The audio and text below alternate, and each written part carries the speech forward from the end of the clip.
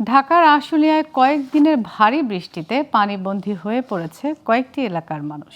সড়ক ছাপিয়ে ঘরে ঢুকেছে পানি, বন্ধ হয়েছে রান্না। এতে মানবতা জীবনযাপন করছে পানিবন্দী মানুষ। উপজেলা প্রশাসন বলছে এরই মধ্যে ত্রাণ সামগ্রী বিতরণ শুরু হয়েছে। দ্রুত জলাবদ্ধতা নিরসনে নেওয়া হবে উদ্যোগ। আশুলিয়া থেকে মোহাম্মদ শাহিন আলমের তথ্যচিত্রে ডেস্ক রিপোর্ট। আশুলিয়া নবীনগর চন্দ্রা মহাসড়কের পাশ ঘেঁষা শ্রীপুর এলাকার বেশিরভাগ বাড়ি পানিতে তলিয়ে গেছে। কয়েকদিনের বৃষ্টিতে সৃষ্টি হয়েছে ভয়াবহ জলাবদ্ধতা।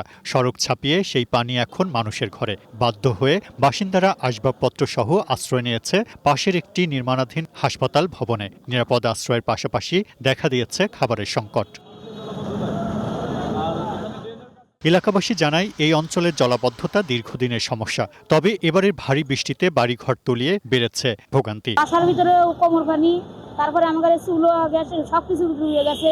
গোসলখানা নাই কি, আমার টয়লেট নাই কি, কিচ্ছু নাই কি, আমার খাওয়া দাওয়া নাই কি, আমরা এইভাবে আছি। অবস্থা খুব খারাপ। যদি ওই অনেক মাল সামান্য নষ্ট হয়ে গেছে, ঠিক আছে, পরে মনে করেন যে সব জিনিসপত্র উপরে উঠাই দিছি, কিছু নষ্ট হয়েছে। স্থানীয়রা জানায় শ্রীপুর ছাড়াও বৃষ্টিতে আশুলিয়া জামগড়া ও ধামসোনা ইউনিয়নের বিভিন্ন এলাকায় সৃষ্টি হয়েছে জলাবদ্ধতা। প্রশাসনের পক্ষ থেকে ত্রাণ সামগ্রী না পেয়ে ক্ষোভ প্রকাশ করেন অনেকে। ঘরে পানি বা রান্দা যা খামো এর ক্ষমতাটা এখানে নাই, কেউ খোঁজ খবর নিছে না, যার যার মনে তাই গেছে।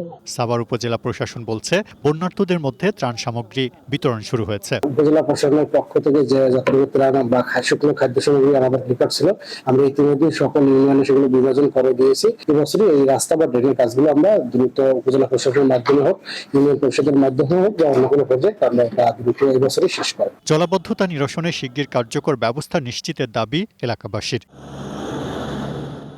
Global television news desk.